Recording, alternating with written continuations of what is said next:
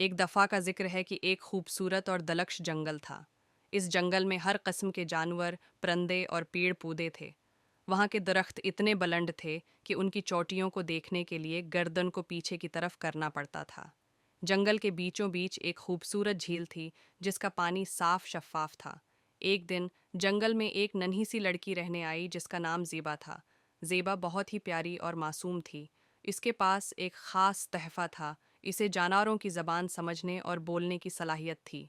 ज़ेबा जंगल में हर रोज़ जाती और जानवरों के साथ खेलती, उनकी बातें सुनती और उनके दुख दर्द बांटती। एक दिन ज़ेबा ने जंगल के सबसे कदीम दरख्त के नीचे एक चमकदार पत्थर देखा। जब उसने पत्थर को छुआ तो अचानक एक खूबसूरत परी नमूदार हुई। परी ने कहा, ज़ेबा, तुम्हारे दिल की खूबसूरती और मासूमियत की वजह से मैं तुम्हें एक ख़ास ताकत देना चाहती हूँ। ज़ेबा हैरान होकर बोली, कौन सी ताकत? परी मुस्कुराई और बोली, मैं तुम्हें जंगल की शहज़ादी बनाती हूँ।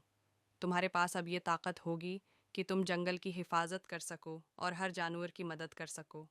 ज़ेबा बहुत खुश हुई और उसने परी का शुक्रिया अदा किया। अब ज़ेबा जंगल की शहज़ादी बन गई। उसने जंगल के हर गोशे की हिफाजत करना शुरू की और जानवरों के मसाइल हल करने लगी।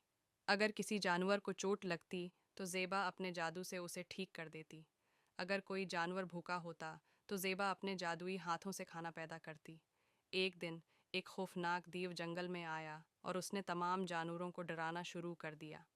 सब जानवर ज़ेबा के पास आए और मदद की दरख्वास्त की। ज़ेबा ने अपनी जादुई ताकतों का इस्तेमाल किया और दीव के सामने जा खड़ी हुई। दीव ने ज़ेबा को देखकर ज़ोर ज़ोर से हंसना शुरू कर दिया, लेकिन ज़ेबा ने हिम्मत न हारी। ज़ेबा ने अपनी जादुई छुरी निकाली और दीव को कहा, तुम यहाँ से फ़ौरन चले जाओ, वरना मैं तुम्हें जादू से पत्थर बना दूंगी। देव ज़ेबा की ताकत को देखकर डर गया और फ़ौरन वहाँ से भाग गया। सब जानवरों ने ज़ेबा की बहादुरी की तारीफ़ की और उसका शुक्रिया अदा किया। इस दिन के बाद से ज़ेबा ने अपनी जादुई ताकतों का इस्तेमाल करके जंगल की हिफाजत की और सब जानवरों की मदद की। सब जानवर खुशी खुशी जंगल में रहने लगे और ज़ेबा को जंगल की सबसे बेहतरीन शहज़ादी मानने लगे। और इस तरह जंगल की शहज़ादी ज़ेबा ने हमेशा के लिए सबका दिल जीत लिया और सब खुशी खुशी रहने लगे।